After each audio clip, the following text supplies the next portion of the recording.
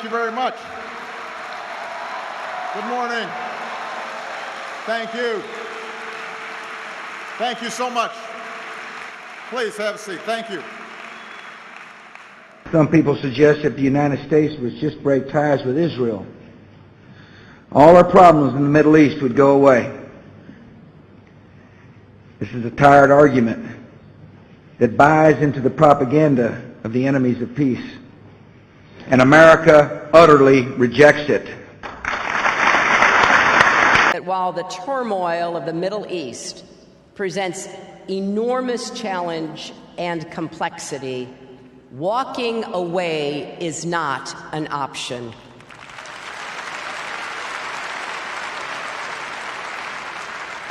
Candidates for president who think the United States can outsource Middle East security to dictators, or that America no longer has vital national interests at stake in this region, are dangerously wrong.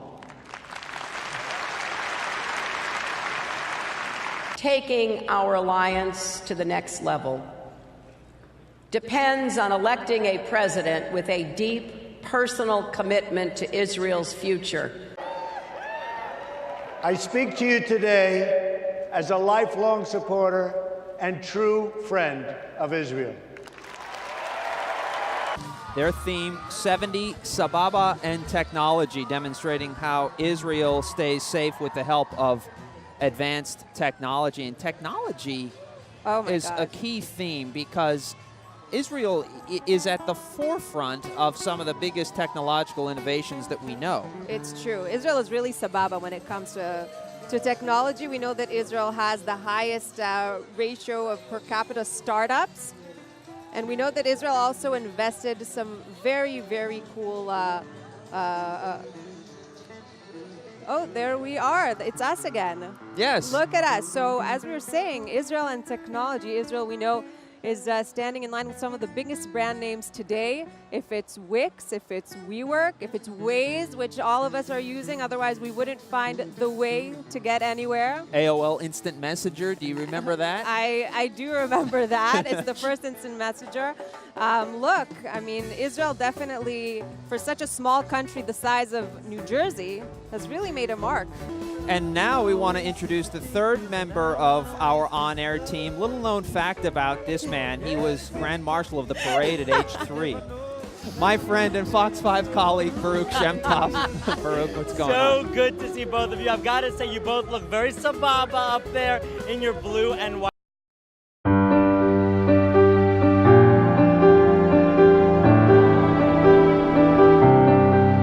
(1968). Raphael Eitan, an Israeli spy under the auspices of being a chemist, with 3 other Israelis, traveled to a Nuclear Materials and Equipment Corporation, NUMEC, nuclear processing plant located in Pennsylvania. The founder of NUMEC, a longtime Zionist who had business interests and contacts in Israel, Zalman Shapiro, was previously under investigation in the 60s after inspections by the Atomic Energy Commission found that 200 pounds of enriched uranium was found missing from his plant, a finding based on previously classified documents. Of course, Shapiro denied the charges and the case was dropped. 2 months after Eitan's visit to the American nuclear facility, Shapiro met with one of the purported Israeli scientists that was on that trip. They met in Shapiro's home. During the summer of the next year, Shapiro would go on to meet another scientific attaché from the Israeli embassy. According to a federal law enforcement source, a number of scientific attachés have been attached to previous Israeli spy operations. Some speculate that the uranium went missing due to undocumented losses, such as losses to workers' clothing, to the floors and ducts of the plant. However, Shapiro is still highly suspected of diverting uranium to Israel, partially due to the fact that the well-known spy, Raphael Eitan, was involved in the case. Later, Eitan went on to be a handler for the American spy for Israel, Jonathan Pollard.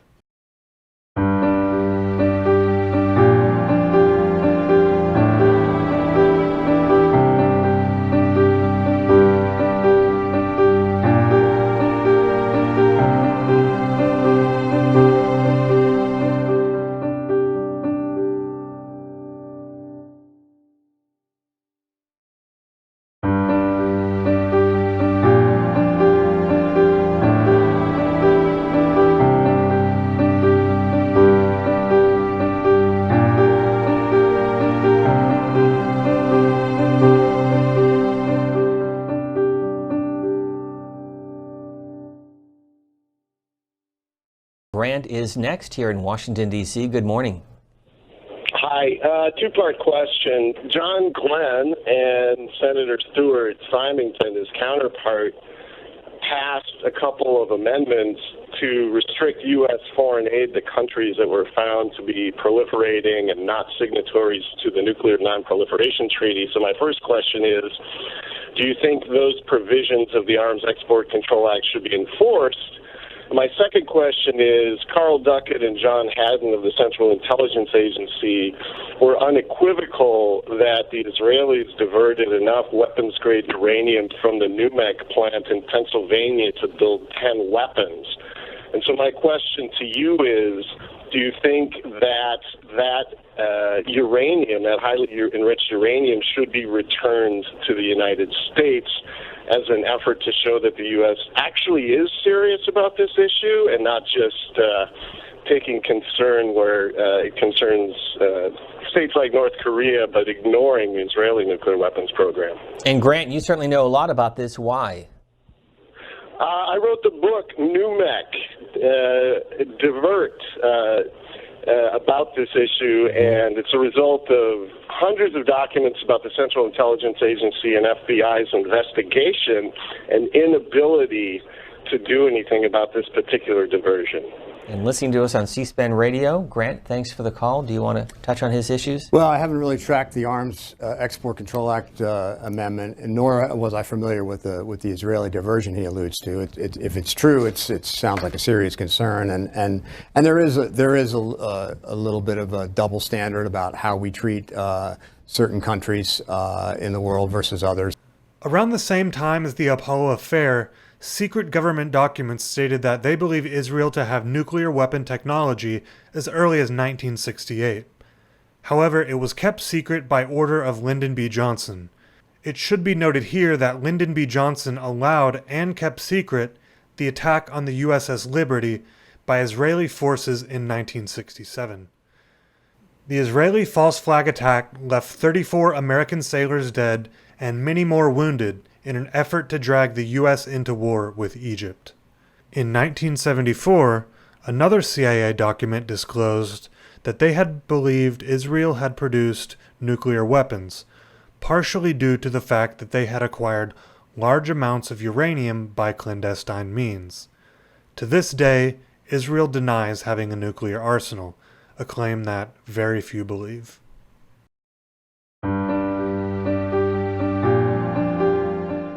In 1970, Zionist and neocon Richard Perle, member of PNAC and partial architect of the Iraq War, was caught spying for Israel. During that time, he was working as a staffer for Senator Henry Jackson. Perle got caught on a wiretap passing classified information to the Israeli embassy, but was allowed to retain his security clearance and keep his job. Richard Perle was also a paid contractor of an Israeli weapons firm and continued to be paid by them even after he was sworn in as Assistant Secretary of Defense. In that position, he continued to lobby on their behalf. In 1978, Stephen Bryan, a staffer on the Senate Foreign Relations Committee, was overheard offering classified information to Zvi Rafaya, an official of the Israeli embassy and the Mossad station chief in Washington. An investigation was started but was stonewalled by the Justice Department. FOIA documents indicate Bryan was taking orders from Rafaya. Bryan made this offer in the presence of the director of the American Israel Public Affairs Committee, or AIPAC. 1988. Israel is in the final stages of building its Arrow anti-ballistic missile, but it does not have klystrons, small microwave amplifiers needed for the missile's acquisition system. They are among the most secret of American weapon research products at the time. Bryan works in the Pentagon for the Defense Technology Security Administration, working under Richard Perle. Bryan attempts to allow 4 klystrons to go to Israel. Navy tech transfer officials refuse the request and notify other U.S. officials of Bryan's attempt to transfer the technology. After the Israelis provide what the Defense Department calls a bullshit answer, Bryan tells U.S. officials that he received an acceptable response from Israel. A license was approved and the Klystrons were sent. However, the license was withdrawn after defense official Richard Armitage objects to Bryan's maneuvering on behalf of Israel. According to several sources, both Pearl and Bryan cooperated with Mossad in passing classified information to Israel, information that Israel could use as leverage with the Soviet Union, reportedly the same area of the Mossad responsible for Jonathan Pollard.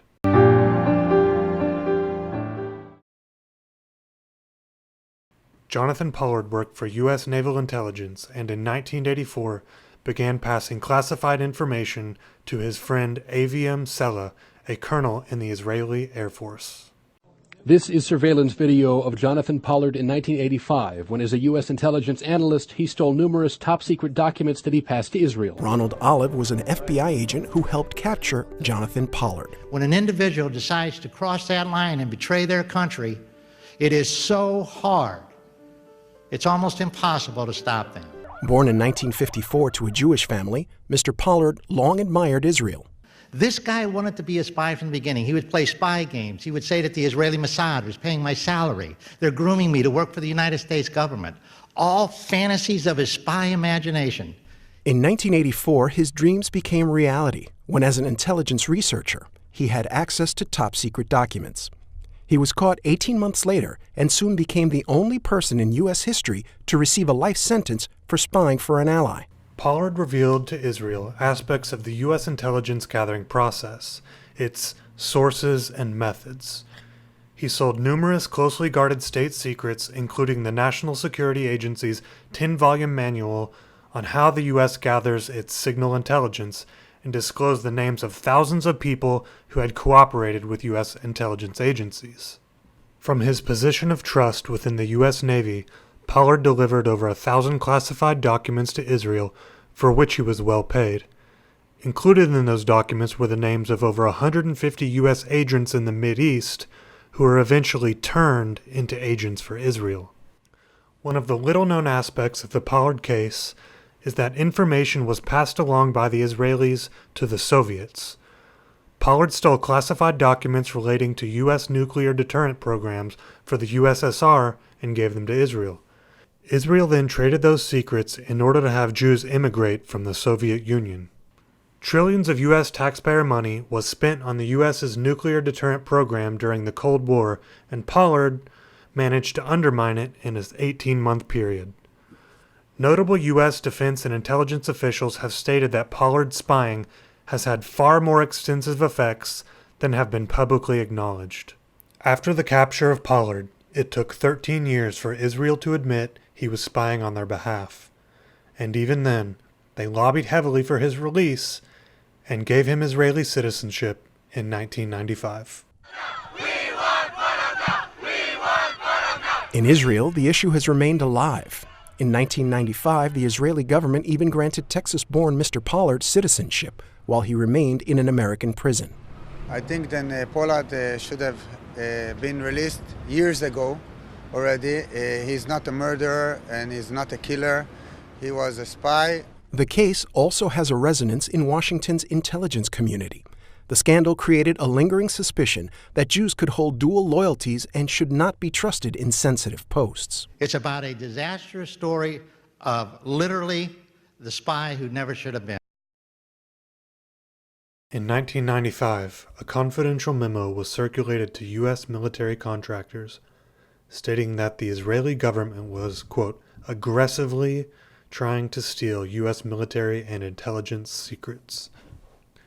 The memo stated that Israel aggressively collects U.S. military and industrial technology, including spy satellite data, missile defense information, and data on military aircraft, tanks, missile boats, and radars. It stated that Israel recruitment techniques include ethnic targeting, financial aggrandizement, and identification and exploitation of individual frailties of U.S. citizens. Quote, placing Israeli nationals in key industries is a technique utilized with great success, unquote, the memo stated.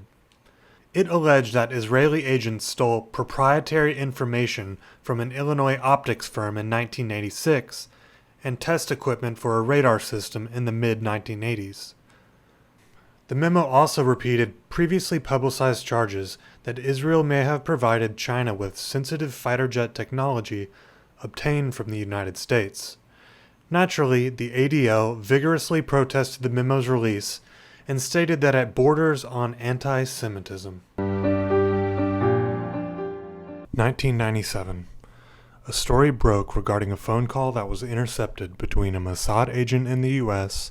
and his supervisor in Israel that pertained to their attempt to obtain classified U.S. government documents. On the phone call, the Mossad supervisor stated that the Israeli ambassador asked him to obtain a copy of the letter given to Palestinian leader Yasser Arafat by the U.S. Secretary of State the day after the Hebron Accord was signed by Arafat and Israeli Prime Minister Benjamin Netanyahu.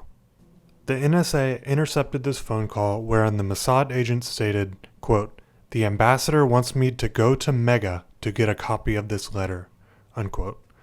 The supervisor in Israel rejected the quest, saying, "This is not something we use Mega for." This intercepted phone call led to an investigation that sought to identify an individual codenamed Mega that was at the time thought to be a person in the U.S. government working with Israeli intelligence. This sparked an FBI investigation that, as we see again and again with investigations into Israeli spying, resulted in nothing. The Mossad claimed that Mega was a code word for the CIA, but the FBI and NSA were unconvinced and believed that it was a senior U.S. government official. A year after this story was released, the Wall Street Journal reported on the existence of a secretive group of billionaires that was informally called the Mega Group, which started in 1991. The Mega Group consists of a cabal of highly influential Jewish billionaires that are deeply tied to Israeli intelligence and organized crime. They are also known for giving millions to Jewish-only philanthropy groups. The Mega Group, consisting of around 20 politically connected Jewish billionaires, has deep ties to pedophile Jeffrey Epstein, organized crime, Mossad spying, sexual and political blackmail operations. The evidence of these connections are continuous and go back nearly 100 years. Examples of members include Michael Steinhardt, dubbed the public relations man for Mega Group. He made his fortune in hedge funds. Steinhardt was influential in American politics and for a decade was chairman of the Democratic Leadership Council. This group supported such successes as No Child Left Behind, NAFTA, gun control, and gave strong support for the invasion of Iraq. Like the Bronfmans, Steinhardt has a history of mob ties leading back to Meyer Lansky. Charles Bronfman, the founder of Mega Group, was business partners with Robert Maxwell, Israeli super spy, and the man who sold the spy software Promise to the U.S. government. His brother, Edgar Bronfman, also in the Mega Group, has a daughter, Claire, who was caught human trafficking and was involved with the blackmail operation and sex cult NXIVM. The Bronfmans made their billions through Seagram's Liquor and were intimately involved with organized crime figures like Meyer Lansky. The Bronfmans were known to run liquor during Prohibition, and as evidenced by Claire Bronfman, their sexual blackmail operations continues today. Another founder and member of the Mega Group is Leslie Wexner, who was the principal funder of pedophile Jeffrey Epstein, who ran his own sexual blackmail operation. Wexner provided Epstein with a $56 million New York townhouse, which appeared to be wired for blackmail, including hidden cameras and listening equipment. Wexner was also involved with the move of CIA front company Southern Air Transport, known for flying in massive amounts of cocaine to the famous Mena, Arkansas airport, to Columbus, Ohio, where Wexner resides. This validates concerns that Wexner is involved with smuggling, possibly drugs, as is the case of Mena, Arkansas. The 1997 story regarding the Mega Group exemplifies just how deeply involved the Mega Group is in U.S. intelligence, whether we know it or not. By funding Jeffrey Epstein, for example, they were able to use sexual blackmail to gain intelligence into the U.S. technology sector and U.S. politicians. In turn, they're able to use this information to compromise and gain leverage over those they wish to manipulate. This intelligence can be used to avoid prosecution for illegal activities, to influence politicians to support causes of their choosing, and to embed themselves deeper into the technology sector where they can covertly gather data.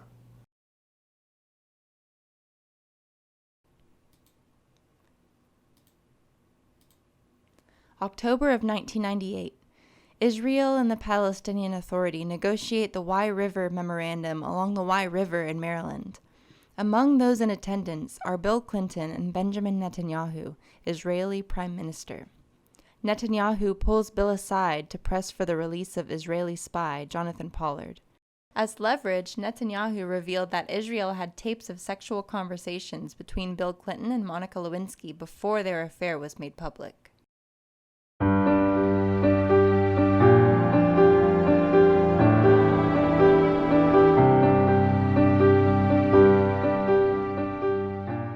Listen, Bill, you know we have tapes of you and Monica. But, of course, we are friends, so I threw away the tapes. It is better for us both, no? Now, back to the release of our spy.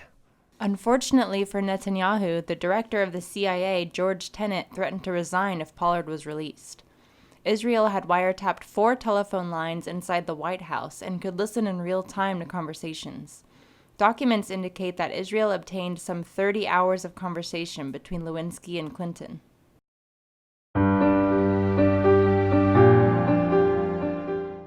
PROMIS Software was created in the 1970s by former NSA programmer Bill Hamilton.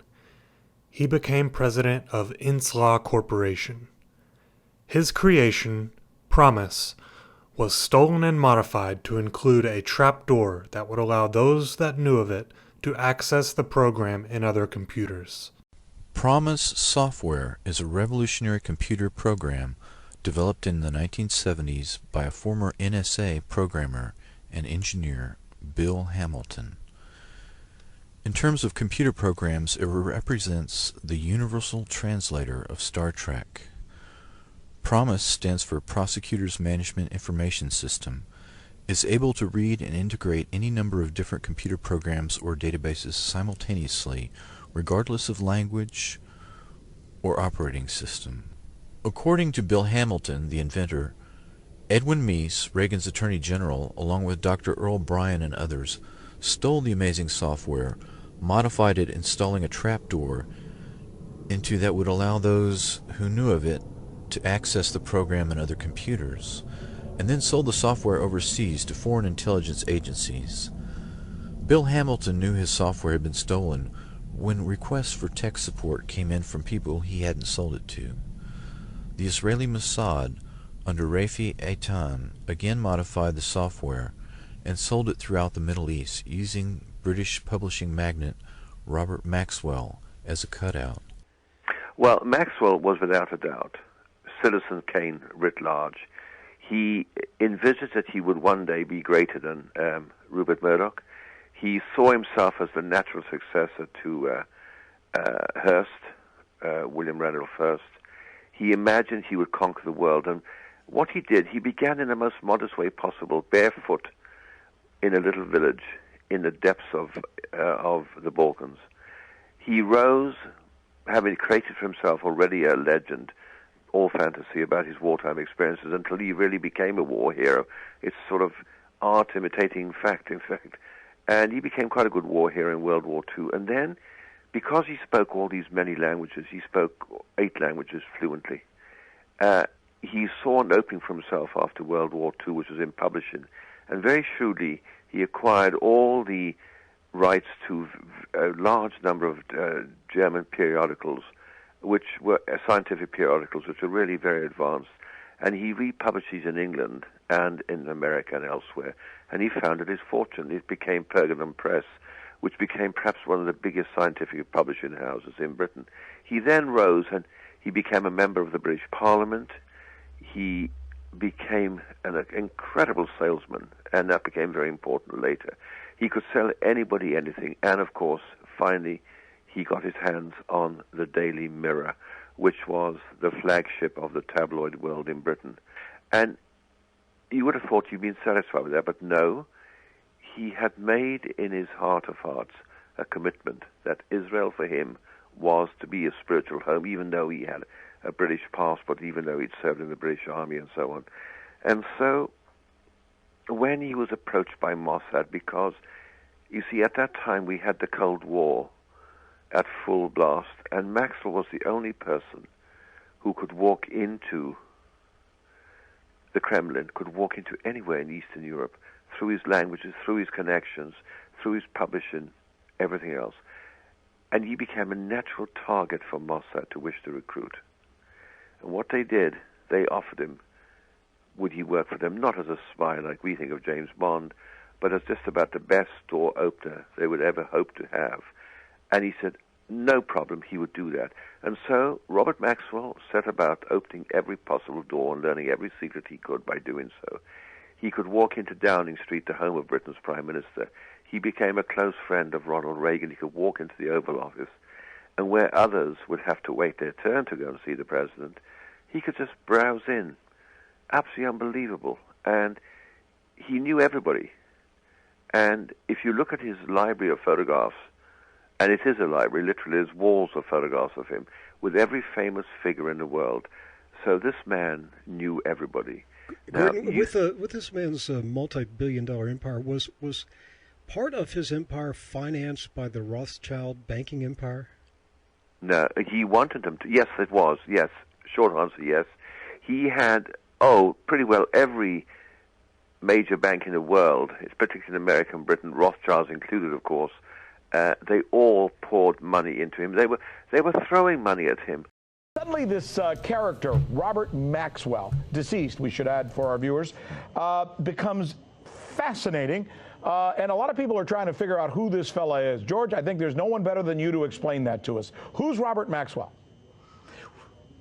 Well, he's risen from the deep because his favorite child, his daughter, Ghislaine, he did have other daughters, but he had a particular fixation, I would call it, with her because she was the child most like him. So who was he?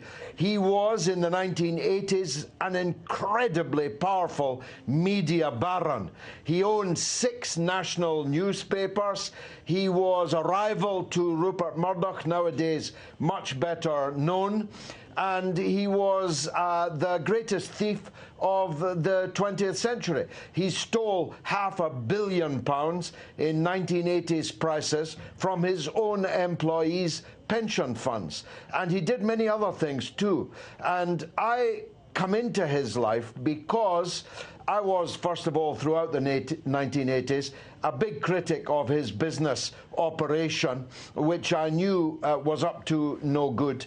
And then one night, on a Saturday at the very beginning of the 1990s, Seymour Hersh, the legendary American journalist, caused to be delivered to my home a file of papers, which, to say the least, were very interesting.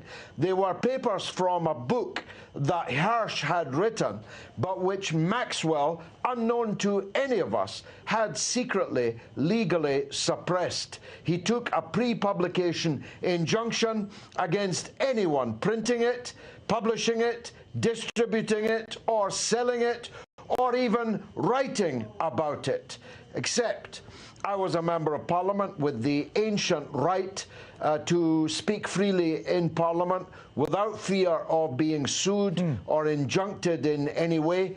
And once I'd read those papers, I was determined to do that. So, inter alia, I accused him in Parliament, Robert Maxwell, of being an arms dealer, an agent of the Israeli Secret Service, the Mossad, and most importantly, of having betrayed the whereabouts of the brave Israeli whistleblower Mordechai Vanunu in London, causing his kidnapping, drugging, and carting off to Israel, and 20 years nearly of solitary confinement. Maxwell then hit back with all of his media power. He told his editors to micturate all over Galloway, and they promptly did, even though Maxwell turned out to have stolen their pensions. I sued, and by the next month, I think, 4 weeks later, Maxwell was dead, having either fallen or been pushed or even had been murdered on board his yacht, which was called the Lady Ghislaine. Ghislaine Maxwell. His yacht was called after her. He was then buried with full Israeli state honors on the Mount of Olives, buried by the President and the Prime Minister of Israel, and no less than 7 serving or former heads of the Mossad. So it's quite clear that Robert Maxwell did perform what the President of Israel called at the funeral extraordinary service for Israel. Of course, exactly what that service was buried with him on the Mount of Olives. Question now, Rick, was Ghislaine Maxwell very like her father indeed? Was she performing an extraordinary service? And if so, by whom in her really tangled relationship with the late Jeffrey Epstein? Well, as the stories are being written here stateside, it has to do with a young lady or woman, depends on how you want to describe her, who suddenly found herself without her father, without her father's finances, and she just needed a new sugar daddy, so to speak. And that sugar daddy turned out to be Jeffrey Epstein. But is there more to that story, right? I mean, that's the $60,000 question here, George. Yeah, as we used to say when $64,000 was a lot of dollars. The big question, you're right. The issue of how much sugar this particular daddy actually had and where he got it from is, I think, the key. As Deep Throat once said, follow the money. It's my take that actually Jeffrey Epstein was not a billionaire, and he may have been acting as a front for other people. And Ghislaine Maxwell may well have been, if you like, his handler in that operation. This is still a work in progress, you're right. We can't say these things definitively now. But if she would only produce herself, or the US government would produce her, well, we might be able to ask her these questions. But she's disappeared off the face of the earth, and we must hope that she doesn't meet the same watery fate that her late father did. The revolutionary software allowed almost anyone with the trapdoor code to enter every database in every computer in every language at will, simultaneously. This ability represents perfect information gathering, technology that is undetectable, the ultimate prize of every intelligence agency in the world. The program, which came to be called other names such as SMART, had originally been capable of automatically and secretly drawing any information from any computer and all computers connected to the Internet. Just recently, Gordon, I interviewed Mr. William Hamilton, the president of Inslaw, and we talked to him about how the Israeli Mossad stole his Promise software. That's right. And you brought that out first in your book, Seeds of Fire. Now, what I didn't know until I read this new book, Robert Maxwell, Israel Super Spy, was that Robert Maxwell basically was the salesman for Promise. He's the one who took it and marketed it around the world. Oh, let's back up and talk about first how Israel got their hands on the Inslaw Promise software. Well, it was a most brilliant coup pulled off by that most brilliant spy master of all, Rafi Eitan of Mossad. He, at the time, was in his late middle years, but extraordinary man. You have to think of Rafi like a small tank, is the best way to describe him. he is physically so powerful. He has also got this amazing ability to change his appearance with just a minimum of disguise. I remember talking to him about this when I've interviewed Rafi many times, and he's appeared in other books of mine with his spycraft and what have you. And he said, all this stuff about beards and all this stuff for disguise is all nonsense, he said. All you need to do, he said, is put cotton wadding in your cheeks or up your nose. You need to wear a pair of glasses. If you don't smoke, smoke. If you take a pipe, it's perfect. If you don't use one. And that's it. And you may adopt a limp, he said. Now, the point is, he took on the guise, when he went to see Bill Hamilton at Inslaw, he took on the guise of a public prosecutor from Israel. What he'd done, he had got hold of this real public prosecutor's passport and just simply had his forgers slip Rafi's photograph into the passport. And he came, though he was wanted by U.S. Customs for questioning over other matters to do with intelligence operations against America, Rafi just bowled on through Kennedy Airport. Nobody spotted him. Nobody says, that looks like Rafi Eitan, because he had just nicely disguised himself.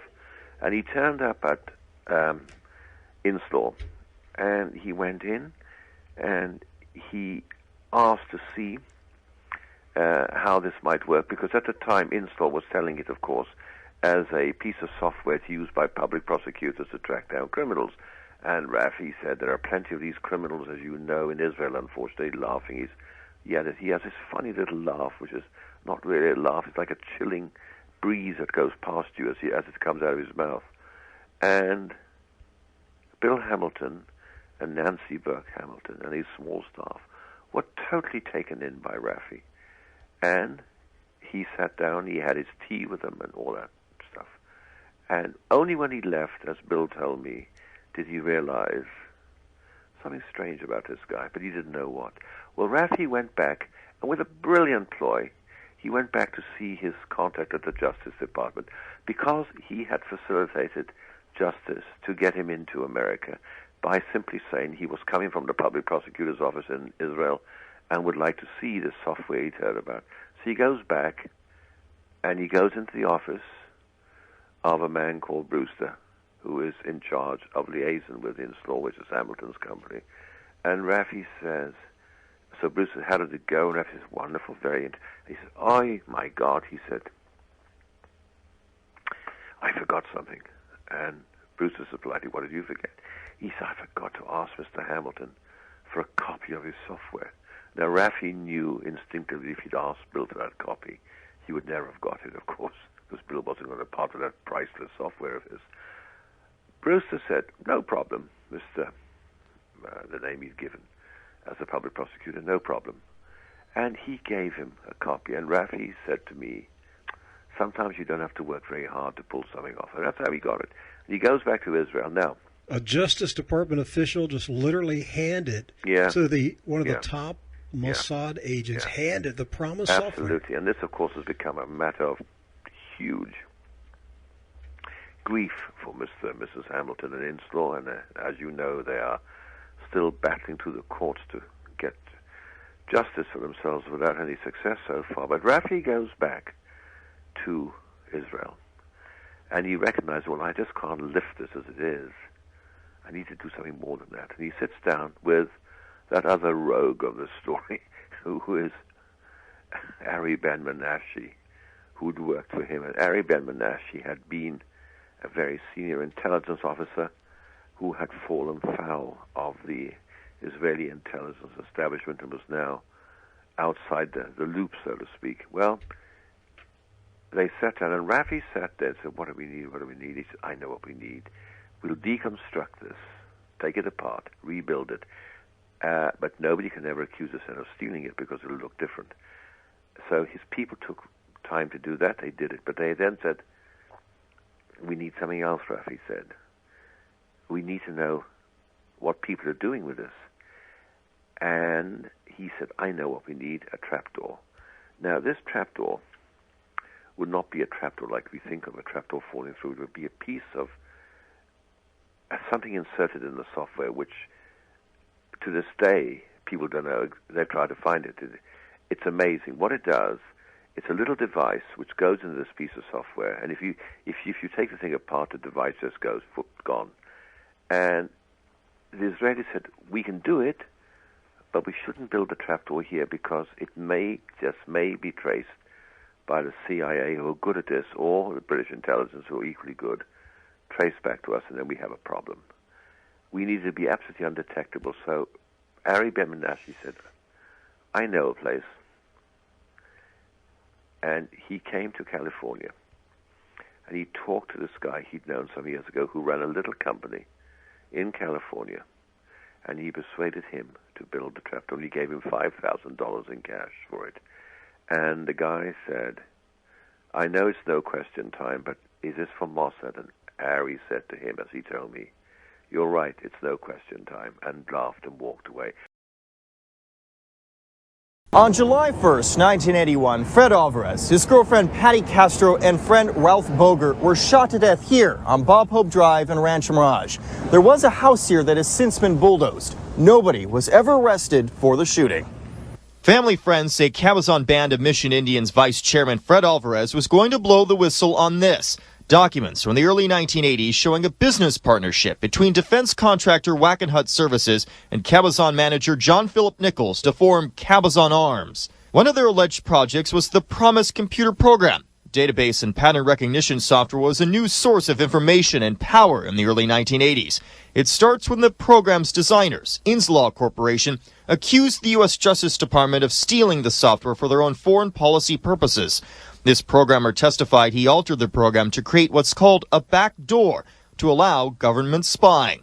This happened while working on Cabazon Indian sovereign land. Well, the parties that were involved in the distribution of this software were involved in covert operations, and they were involved in Nicaragua and Central America, and they were involved in operations in the Middle East. This U.S. Justice Department memo from 1985 shows the Promise software was being sold to Middle Eastern arms dealers and wanted no paperwork or customs inspections to interfere. It may be the most bizarre spy story ever. A story of corruption and betrayal at the highest levels of the American government. A story of hostages used as pawns. Of the CIA spying on its friends. Of murders made to look like suicides.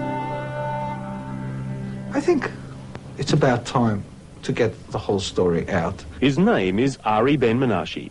He's a former Israeli intelligence agent. Once it's out, there's no reason to hurt me physically anymore. And today, he is hiding in Australia, in fear, he says, of his life. So many people in the last 10 years who were working for the various governments on these issues, due to cover-ups, died mysteriously. The computer software is called Promise. It's designed to track millions of pieces of information on tens of thousands of people. And it's alleged to have been installed in dozens of government departments and security agencies around the world. Bill Hamilton owns Inslaw, the company that developed Promise and offered it to the American government. They would not have bothered to sell it to all these countries without first preparing it in such a way that it would be an easier avenue of penetration into the files of these foreign governments. The whole story might never have emerged but for the fact that the American government didn't own Promise. It pirated the software from Bill Hamilton's company. We were dumbfounded, couldn't conceive of it. Hamilton's contract with the US Department of Justice to supply the Promise software was cancelled in 1982 without any real explanation. Only some time later did Hamilton hear that his software was turning up all over the world. I don't know how much Australia paid. I've been told that Israel paid $5.5 million. Ari Ben-Menashe confirms that Promise was sold to Israel, but claims the Israelis, unlike the Australians, were in on the secret. The whole idea was that We would study it. The Americans then would sell it to our neighbors, and then we could, by using telephone lines, get into their our neighbors' computers. Now, they installed the trapdoor, then they had to test it. And so they went to another element in this story, a man called Earl Bryan, who's now doing time in the penitentiary for mass fraud and what have you. And Earl Bryan had been very close to President Reagan and had, in fact, worked for him. Well, now, what happened? At the time, he had a company called Hadron. And this company was a specialist company, so Raffi used this company to test out if the trapdoor would work. And they ran the test against their neighbor, Jordanian intelligence, and it did work. But both Ari Ben-Menashe and Raffi Eitan came to the same conclusion very quickly. Earl Bryan, for all his brilliance and willingness and all this stuff, did not have the resources that they wanted. And they said one word. Robert said Ben-Menashe, and Raffi completely said, yep, Maxwell. Gordon, briefly explain to our listeners why Mossad wanted Maxwell to sell this PROMIS software to other government agencies around the world. He sold it, I guess, to Canada and European nations. What was Mossad's hidden motive in getting this PROMIS software into the government computers of other nations? Well, very simply, it gave Mossad an inside track view of what was happening when everybody was using PROMIS. Sitting in Tel Aviv, Raffi Eitan and his technicians would know exactly what was going on in those departments, in those people using it. For instance, excuse me. For instance, when they were he saw, and by the way, Eitan didn't just say the government's big, but government's small. For instance, he went to his first client was Zimbabwe, Robert Mugabe, and he told Mugabe how to use it to track why farmers who may be plotting against him. It's very simple how it works, yet very, very complex. With a piece of paper, once, I'm sure Bill Hamilton has said it much better than me, but with a single piece of paper, you can pretty well track anybody, that person's life, where he's done, his phone calls and so on. It's like a never-widening ripple that goes on, and the information is just priceless when it comes back, because it's all sorted and coded for you and decoded and so on. Well, what he was able to do, by selling it, for instance, he would go to the Russians and say, you need this to keep track of what your little friends in the Soviet satellites are doing, and Khrushchev said, you're absolutely right. And Maxwell would demonstrate it, and the Russians, KGB, would have it. But what they didn't realize, sitting in Tel Aviv, there were people listening to what the KGB were doing. It became extraordinary because Maxwell enabled the Israelis, who survived by the simple premise that knowledge is all, and the more knowledge, the more all-powerful you are. You see, the advantage is, with this PROMIS system, you can do the most astonishing things, and this is a terrifying thing. I'm sure Bill Hamilton told you this, how efficient it is.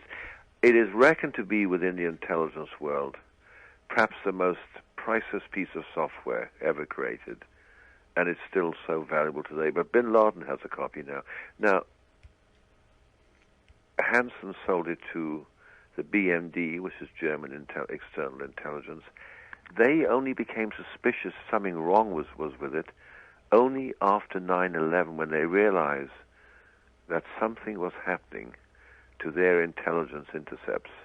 And they said, we don't know, but we think there's something wrong here. And it was, of course, another version of the trapdoor. One of the things that's in this book that just really opened my eyes, stunned me, was Gordon's revelation of the relationship between Robert Maxwell and former Texas U.S. Senator John Tower, who was at one time probably the most powerful member of the U.S. Senate. Gordon, but let's talk about John Tower's involvement. How did Tower get involved with Robert Maxwell, and what did Maxwell use Tower to do? Well, originally, Israel arranged for Henry Kissinger to facilitate the introduction to Tower. Maxwell wanted Tower for Israel to be his door opener into the Reagan administration, and more important of all, to be his door opener into the nuclear arsenal of America, which was Los Alamos. Tower at the time, as you know, had just retired from his post as chairman of the Senate Armed Forces Committee. He knew everybody in the intelligence forces everywhere. And so Maxwell struck a deal with Tower. He would pay him $200,000 a year, plus wonderful bonuses in any currency he wanted, at any bank he wanted in the world, because Maxwell had banks everywhere. And in fact, Tower became his door opener. So Israel had a door opener in Maxwell. Maxwell had a door opener in Tower. Tower became the man who would usher in Robert Maxwell in to see Reagan, Attorney General Meese, anybody he wanted. And it was Tower who finally and speedily arranged for Robert Maxwell to sell a doctored version of Promise with the trapdoor to the Sandia Laboratories in Los Alamos. Tower, wait a minute. John Tower, former senator of Texas, helped Robert Maxwell to sell the Promise software with the Israeli Mossad trapdoor to our nuclear laboratory at Los Alamos, which gave the Israelis a window into Los Alamos.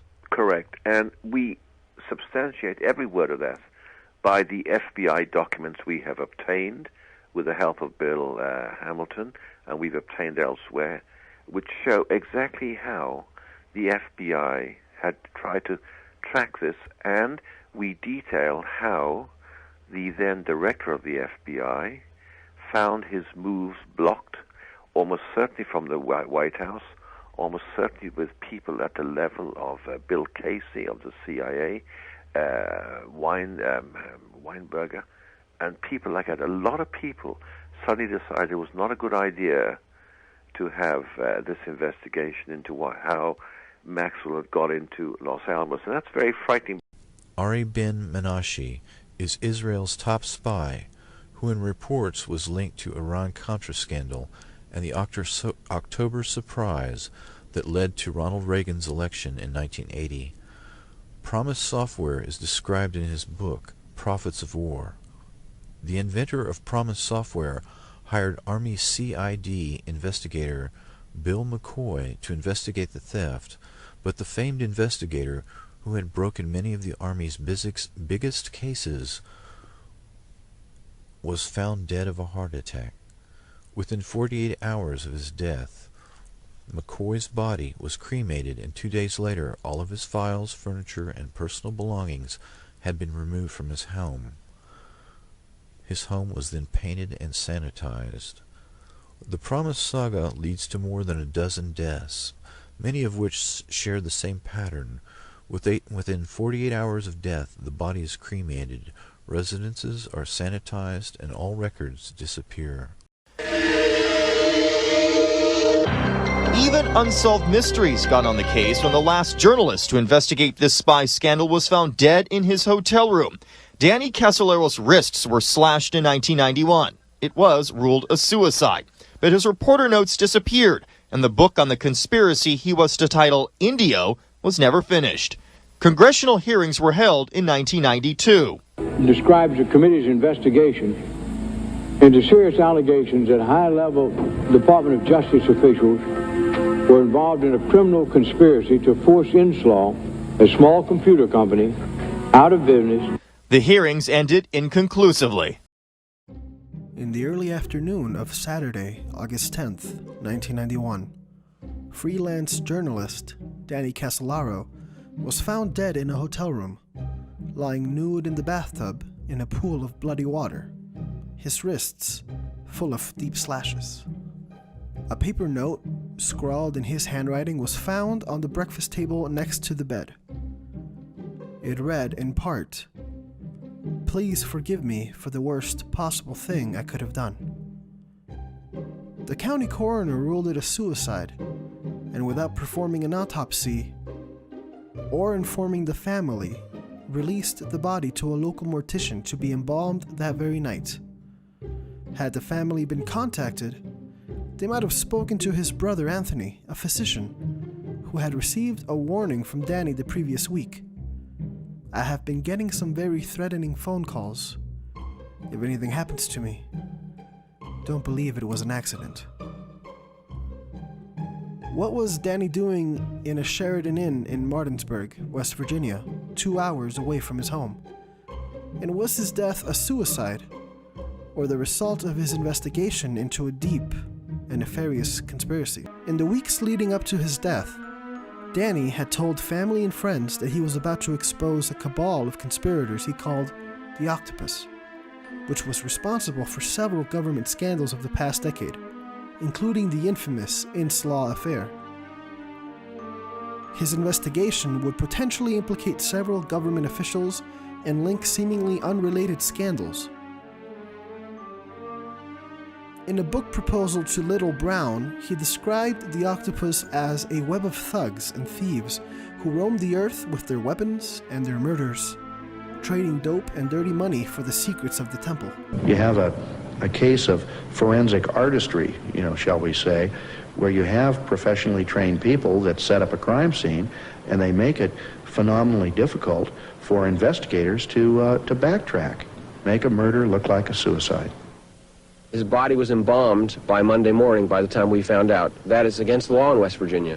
His body was embalmed without family consent. That certainly makes an autopsy a little more difficult.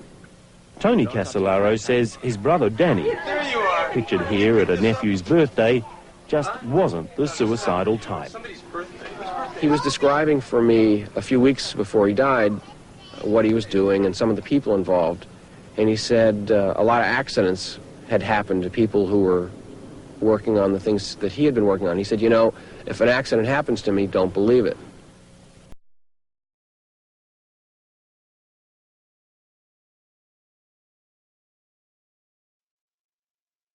It has been more than 16 years since a civilian working for the Navy was charged with passing secrets to Israel. Jonathan Pollard pled guilty to conspiracy to commit espionage and is serving a life sentence. At first, Israeli leaders claimed Pollard was part of a rogue operation, but later took responsibility for his work.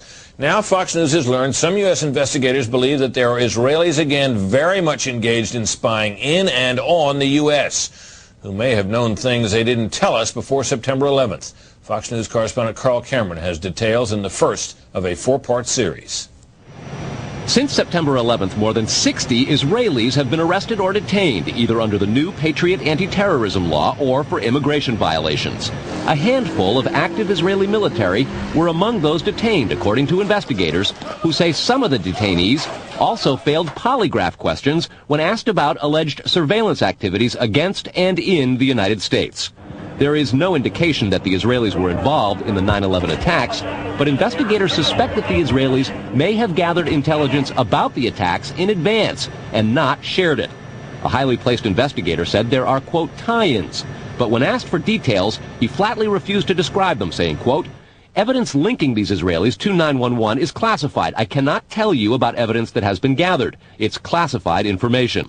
Numerous classified documents obtained by Fox News indicate that even prior to September 11th, as many as 140 other Israelis had been detained or arrested in a secretive and sprawling investigation into suspected espionage by Israelis in the United States. Investigators from numerous government agencies are part of a working group that's been compiling evidence since the mid-90s. These documents detail hundreds of incidents in cities and towns across the country that investigators say, quote, may well be an organized intelligence gathering activity. The first part of the investigation focuses on Israelis who say they are art students from the University of Jerusalem and Bezalel Academy. They repeatedly made contact with U.S. government personnel, the report says, by saying they wanted to sell cheap art or handiwork. Documents say they, quote, targeted and penetrated military bases, the DEA, FBI, and dozens of other government facilities, and even secret offices and unlisted private homes of law enforcement and intelligence personnel. The majority of those questioned, quote, stated they served in military intelligence, electronic surveillance intercept, and or explosive ordnance units. Another part of the investigation has resulted in the detention and arrests of dozens of Israelis at American Mall kiosks, where they've been selling toys called Puzzle Car and Zoomcopter.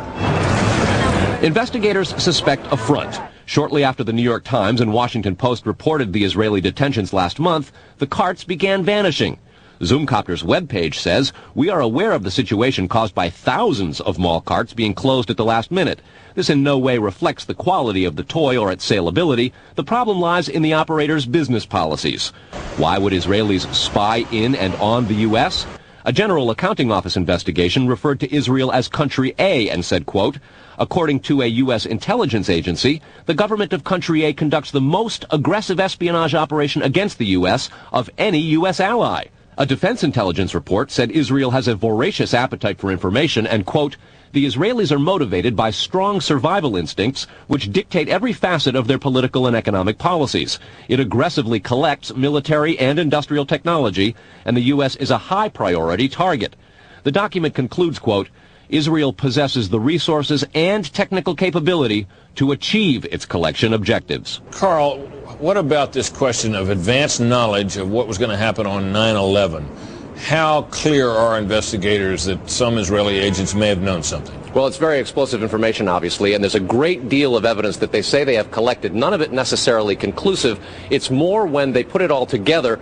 A bigger question, they say, is how could they not have known? Almost a direct quote, Britt. Fox News has learned that some American terrorism investigators fear certain suspects in the September 11th attacks may have managed to stay ahead of them by knowing who and when investigators are calling on the telephone. How?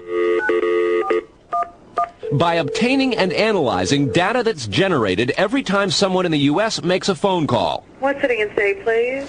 Here's how the system works. Most directory assistance calls and virtually all call records and billing in the U.S. are done for the phone companies by Amdocs Limited, an Israeli-based private telecommunications company. But sources tell Fox News that in 1999, the super-secret National Security Agency, headquartered in northern Maryland, issued what's called a top-secret, sensitive, compartmentalized information report, TSSCI, warning that records of calls in the United States were getting into foreign hands, in Israel in particular.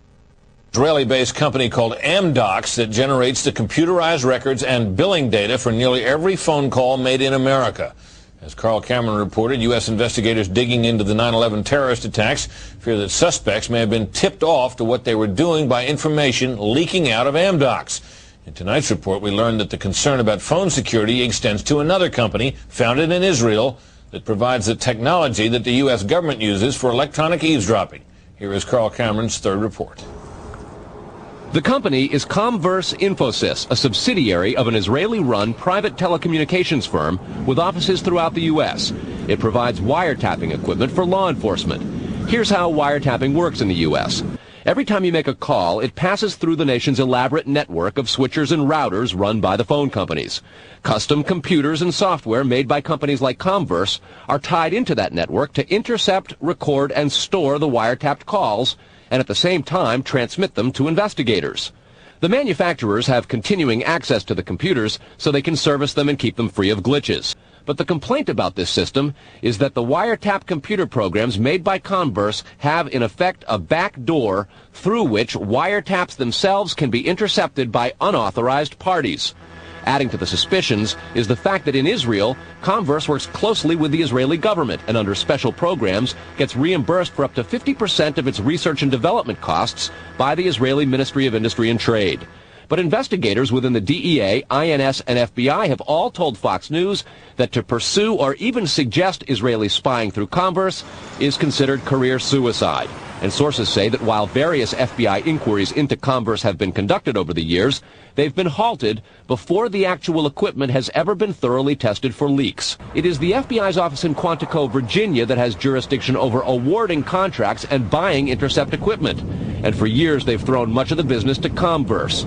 A handful of former U.S. law enforcement officials involved in awarding Comverse government contracts over the years now work for the company. Numerous sources say some of those individuals were asked to leave government service under what knowledgeable sources call troublesome circumstances that remain under administrative review within the Justice Department. And what troubles investigators most, particularly in New York in the counterterrorism investigation of the World Trade Center attack, is that on a number of cases, Suspects that they had sought to wiretap and surveil immediately changed their telecommunications processes. They started acting much differently as soon as those supposedly secret wiretaps went into place.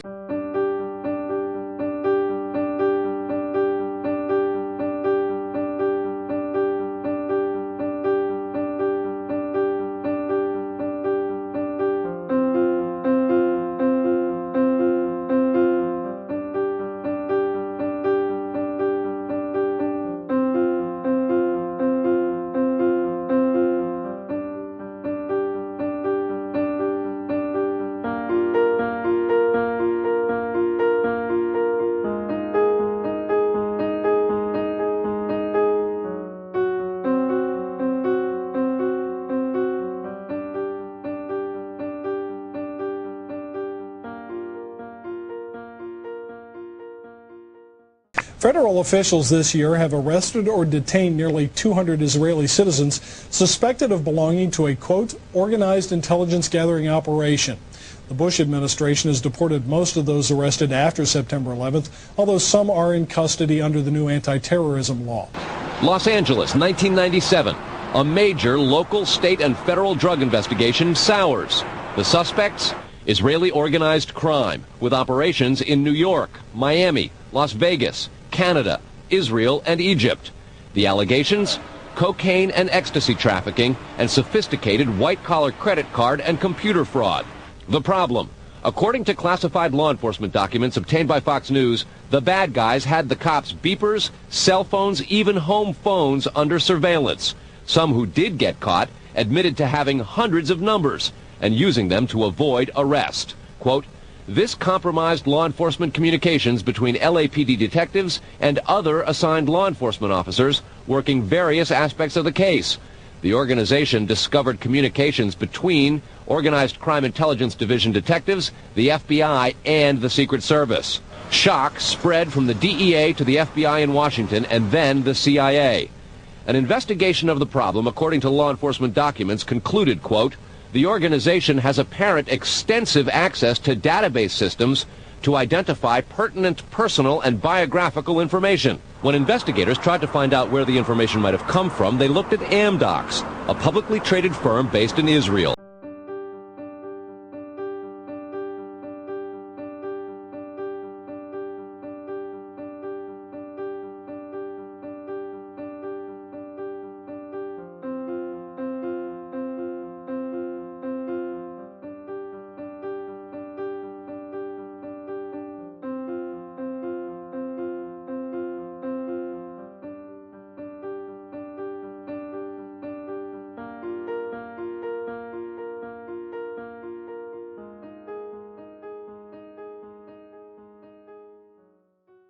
In 2015, Ehud Barak, former Israeli Prime Minister and now dead pedophile Jeffrey Epstein, funded a startup called Reporty, which is now called Carbine.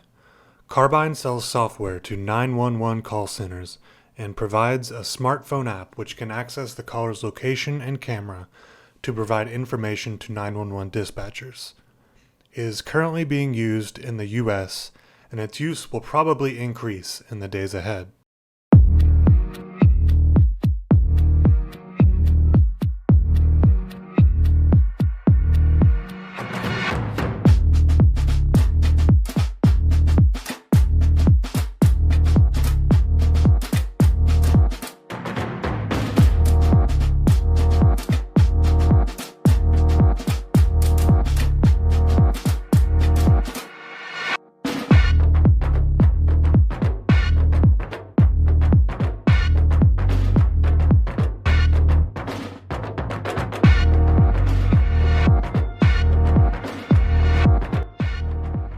The executives of Carbine are all former members of Israeli intelligence, many from Unit 8200, Israel's version of the NSA. Carbine came under scrutiny after it was revealed that human trafficker and pedophile Jeffrey Epstein was a financial backer of the company, as well as former Israel PM and former head of Israeli intelligence Ehud Barak. Epstein's donations came from his Southern Trust company, which was officially a DNA database and data mining operation. Given Epstein's extensive connections to blackmail operations using covertly gathered intelligence, it's worrisome that he was backing a software used to gather data and track people in the United States. In an emergency situation, time is of the essence. With billions of 911 calls placed each year, response times vary greatly, averaging between 6 to 18 minutes from time of call. Introducing Carbine, a multi-layered public safety system presenting the most groundbreaking upgrade to 911 in decades. With the push of a button, callers send crucial information to first responders, including personal data, location, and live video. Using our proprietary location algorithm, dispatchers can pinpoint the caller's exact location within a 3-foot radius, even indoors. With live video streaming utilizing signals of connected cars and wearables, dispatch can collect as much information as possible to determine the appropriate response. A chat feature is also available in the event a caller cannot speak. And the system can even collect data from dropped calls. First in, first out will become a thing of the past as supervisors use all the information available to determine the order of calls getting transferred to dispatch, while seamlessly handling multiple calls of the same incident and assuring reporters that help is on the way. Our cost-effective system has been proven to cut times to dispatch in half, and time is of the essence when lives are on the line.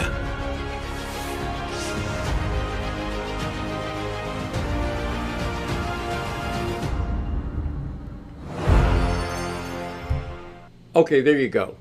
So that is the ad. Now, 3-foot radius and indoors. You heard them say that, right? You heard them say 3-foot radius indoors. That's a big deal. That's a big deal. And the reason that's a big deal is I want you to think about, so tracking people indoors is one of the holy grails of tracking. It's very hard to do. And being able to track you within 3 feet, when you combine it with this other stuff that's going on, it should be frightening. Now, why is this a 911 type thing? Because, like Promise, it means you can sell it to governments everywhere to upgrade their 911 system, right? Now, by the way, Ehud Barak, who I mentioned, he was part of that Promise thing. Don't forget, he's the former Prime Minister of Israel, decorated IDF vet, big fan of the Mossad. And he was part of that. In fact, he met with Robert Maxwell. That's detailed in one of the books. So his connections here aren't subtle, okay? So what I want you to understand is conceptually, what they want to do is be able to track you, and by they, I mean Israel. That's who. Another funder of Carbine, Peter Thiel, has his own data gathering company, Palantir, which has been dubbed a tool for pre-crime. Coincidentally, Palantir was funded by the CIA, has contracts with U.S. intelligence, and also has a branch in Israel. Palantir is said to track subversives using prediction. Also coincidentally, Thiel is said to have immense power within the Trump administration through Trump's son-in-law and Israel crony Jared Kushner. The board of advisors for Carbine includes former Secretary of Homeland Security Michael Chertoff, notable scumbag and dual Israeli citizen, responsible for letting go some of the Israeli suspects held on 9/11. Some might also remember Chertoff from TV, when he went on mainstream media promoting naked body scanners after the mentally ill patsy dubbed the underwear bomber was found to have fake bombs inside his pants. While appearing in the media promoting the naked body scanners, Chertoff never disclosed his financial ties to the company producing the body scanner. Israel has begun to outsource its intelligence gathering. Israel intelligence operatives create their own startups and gather data in the civilian world, often with sketchy links to active Israeli intelligence services. Benjamin Netanyahu has stated that this is a deliberate policy. An Israeli surveillance software tool capable of accessing microphones, cameras, and other data. One Saudi dissident says he spoke to Jamal Khashoggi regularly about Riyadh's use of technology to crack down on critics. Well, I was working with Jamal in some different projects, and I've learned in maybe the beginning of August that my phone was hacked. So basically, they were listening to every single conversation that we had. The NSO Group, in today's world, based on the evidence we have, they are the worst of the worst.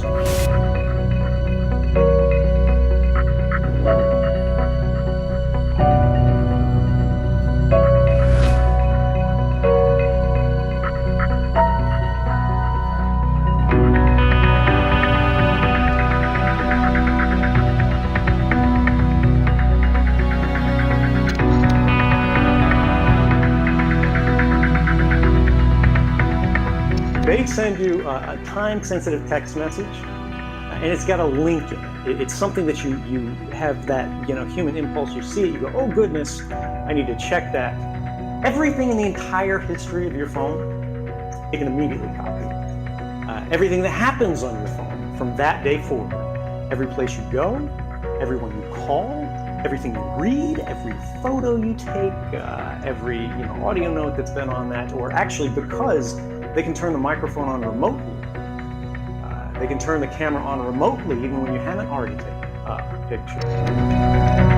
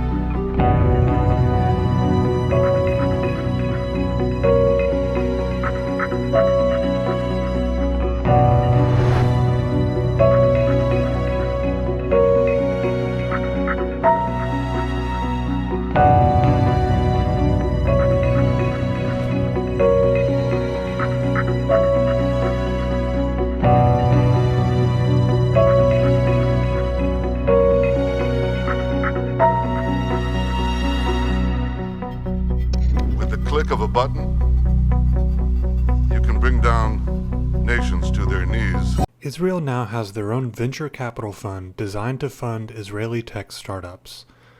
This is an Israeli version of the CIA's In-Q-Tel, which funded Google and Palantir. In particular, the Israeli fund is looking to gather information on online personality profiling and behavior. The privacy concerns should be obvious.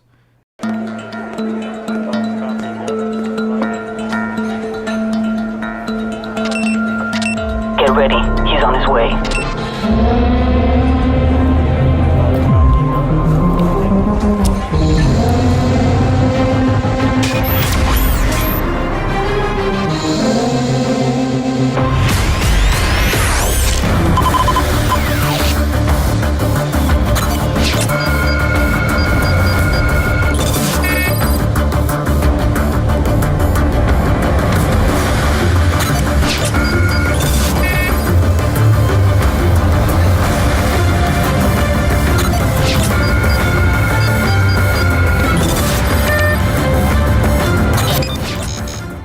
Israeli state-run intelligence with an extensive history of spying on citizens are funding startups to increase their stranglehold on information. They have been caught using that information to track, monitor, and blackmail people. These startups are more and more being used in the US by government, civilians, and tech corporations. With a history of creating backdoors in software so that they can covertly gather data, we should all be concerned.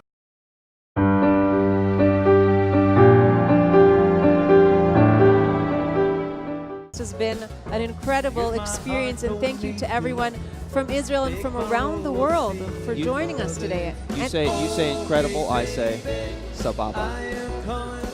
Oh, so witty, so witty. That's it. He's ready. You are definitely prepared for your Israel trip. Have to go there. Yeah, I really do want to go there and say, for one final time, let's say hello and goodbye to our friend Baruch Shemtov. Hey, Baruch. Hey, guys, what an unbelievable day celebrating Israel. And as Robert just said, there's just one word, sababa. Sending it back to you. Baruch. So I want to thank you very much. This has been a truly great honor. Thank you, everybody. Thank you. Thank you very much.